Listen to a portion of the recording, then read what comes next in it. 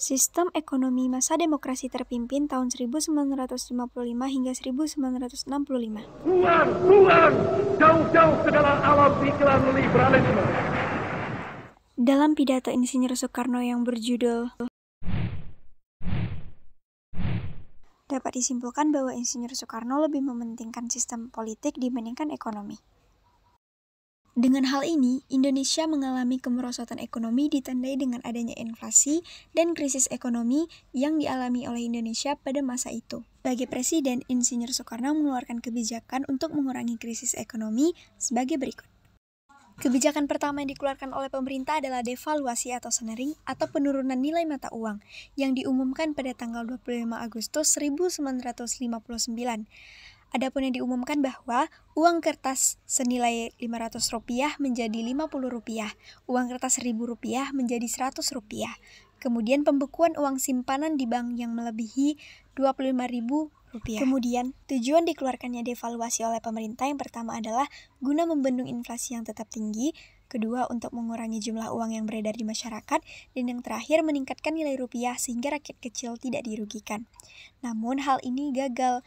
Adapun faktornya yang pertama adalah para pengusaha tidak menjalankan sepenuhnya ketentuan tersebut, masyarakat tetap kesusahan dalam membeli barang karena tidak memiliki uang, dan yang terakhir kas negara mengalami defisit akibat proyek politik yang besar. Kebijakan kedua yang dilakukan pemerintah adalah membentuk Front Nasional. Front Nasional merupakan sebuah organisasi massa yang memperjuangkan cita-cita proklamasi dan Undang-Undang Dasar 1945. Adapun tujuan dibentuknya Front Nasional yaitu untuk menyatukan segala bentuk potensi nasional menjadi kekuatan untuk menyukseskan pembangunan. Tugas dari Front Nasional adalah menyelesaikan revolusi nasional, melaksanakan pembangunan, dan mengembalikan Irian Barat yang pada saat itu masih dijajah oleh Belanda. Kebijakan selanjutnya adalah membentuk kabinet kerja. Hal ini dicetus oleh pemegang pimpinan tertinggi pada masa itu yaitu Insinyur Soekarno. Tanggal 9 Juli 1959, Presiden Soekarno membentuk kabinet kerja. Sebagai wakil presiden diangkatlah Insinyur Juanda. Kabinet kerja ini mengalami 3 kali perombakan pada masa kerjanya. Adapun program kabinet kerja ini, yang pertama adalah memenuhi kebutuhan sandang dan pangan, dalam artian memenuhi kebutuhan makan, pakaian, atau kehidupan sehari-hari lainnya.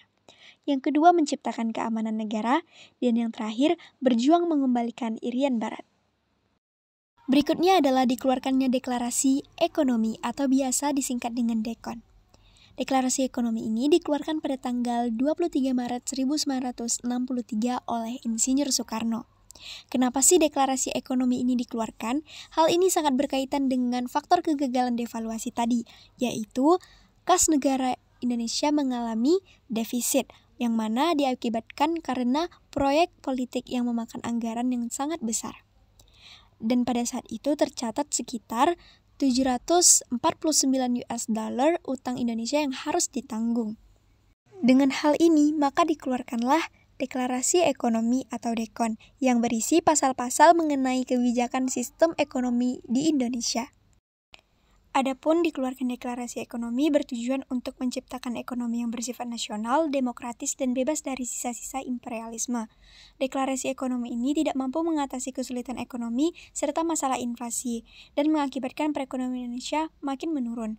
Nah, selain itu juga kehidupan ekonomi saat itu justru semakin memburuk karena anggaran belanja negara setiap tahunnya itu terus meningkat tetapi tidak seimbang dengan pendapatan negara pada saat itu. Faktor kegagalan dari deklarasi ekonomi adalah yang pertama, pemerintah gagal memperoleh pinjaman dana dari International Monetary Fund sebesar $400.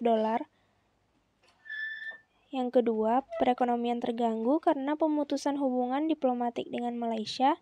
Dan yang ketiga, ada masalah ekonomi yang muncul karena pemutusan hubungan dengan Singapura dan Malaysia dalam rangka kasih Dwi Kora. Selanjutnya, konfrontasi ekonomi. Rangka perjuangan pembebasan Irian Barat, konfrontasi ekonomi dilakukan oleh pemerintah Indonesia terhadap aset dan kepentingan ekonomi Belanda di Indonesia. Upaya yang dilakukan pemerintah diantaranya adalah di tahun 1956 secara sepihak Indonesia membatalkan hasil KMB, diumumkan pembatalan utang-utang RI kepada Belanda. Selama tahun 1957 dilakukan pemukulan buruh di perusahaan Belanda. Melarang terbitan-terbitan dan film berbahasa Belanda, melarang penerbangan Belanda Indonesia.